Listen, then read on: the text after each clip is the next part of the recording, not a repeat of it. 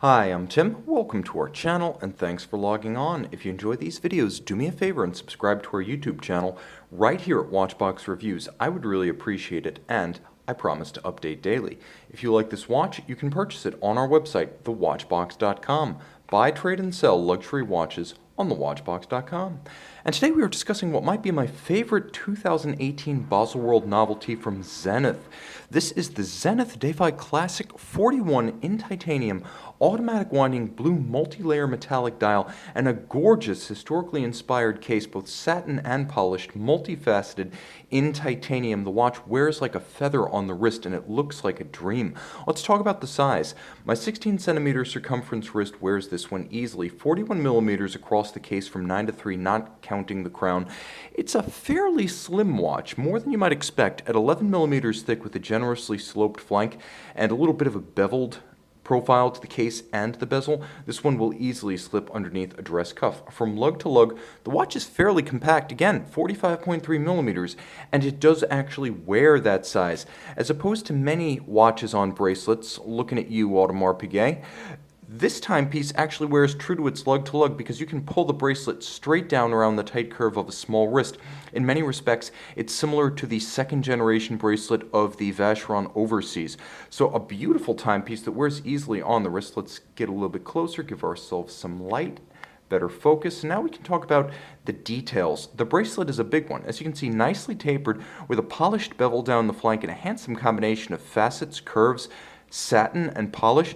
Zenith probably started out with the mission statement to the effect that they needed to get as close as possible to Vacheron, AP, and Patek finish without creating a watch that costs AP, Vacheron, or Patek money. And I have to say they succeeded. First, you can see just how flexible that bracelet is, pulls straight down. Second, you can see on the underside, especially on the flanking profiles, plenty of gaps to avoid the pinching skin, pulling of hair, or trapping of heat. You'll also note that there's a very small bevel on the underside as well, so the attention to detail is rich. You can see all of the sizable links are fixed by screws, not pin sleeves. And on the top, note that it's not just a matter of satin finish on the center and polish on the bevels. There's actually a polished intermediate facet to the center links, an absolutely gorgeous treatment that causes this titanium to glitter like a cut gem in the light. You will note that the clasp itself features a stainless steel internal, so that the smaller, higher stress parts are braced by the more robust material. Twin trigger release. You can see that you do need to press both triggers to open this clasp, and it's satin finished internally. I like the twin trigger system because it's more secure than friction fit and doesn't feel as cheap as a clamshell. Zenith did this one the right way. Jumping back to the case, you can see that it's not quite the hublot form some have claimed.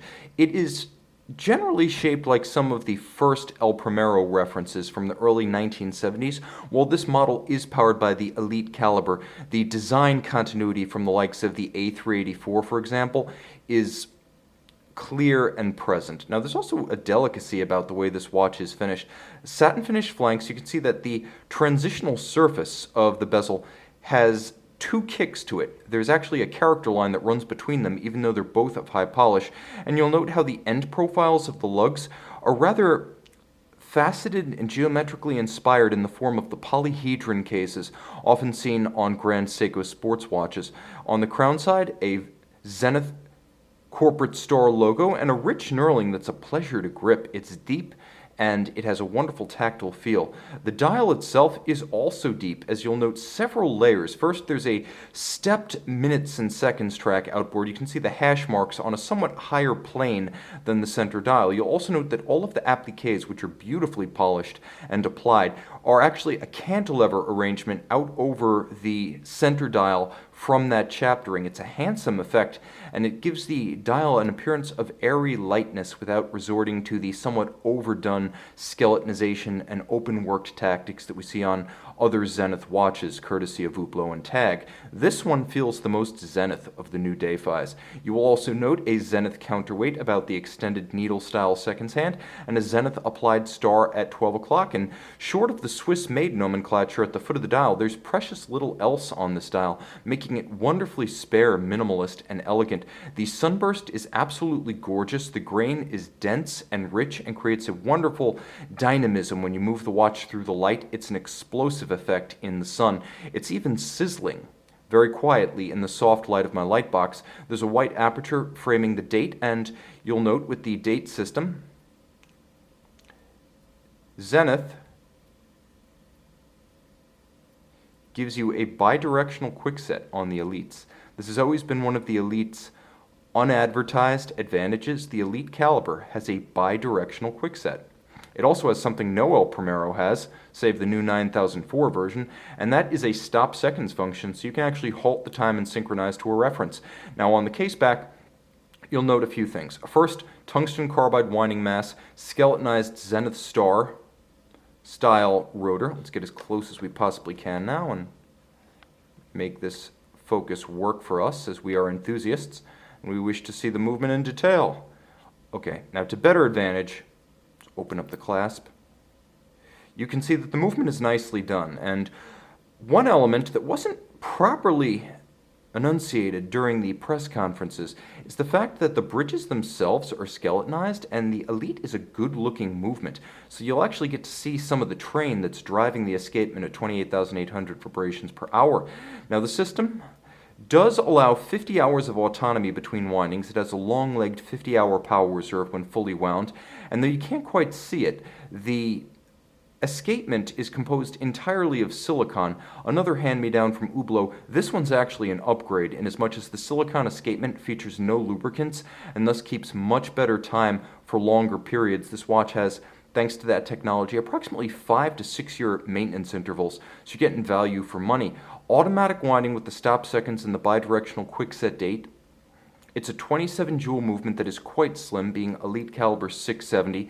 It's in the category of something like a Girard-Perregaux 3100 or 3300 in terms of slimness, but it's tough. It's considerably tougher than the old JLC 889 and the GP 3300, though it's similar to their size in terms of girth. It's considerably more like its older brother, the El Primero, in terms of resilience. A handsome watch, a nuanced watch, and possibly the most desirable watch launched by Zenith this year. You can see and buy the Zenith Defy Classic on the watch box.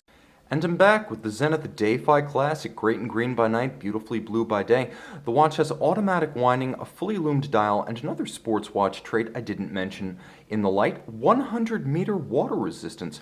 Also worth noting, while we're talking about the watch in the dark, though it does appear to have an integrated bracelet system with proprietary lug junction. In fact, it has a standard 22mm lug spacing, so if you wish to fit an aftermarket strap or an OEM replacement, 22mm is the size and you'll have a bevy of options. It is not a proprietary lug. See this one and make it your own on the watch box.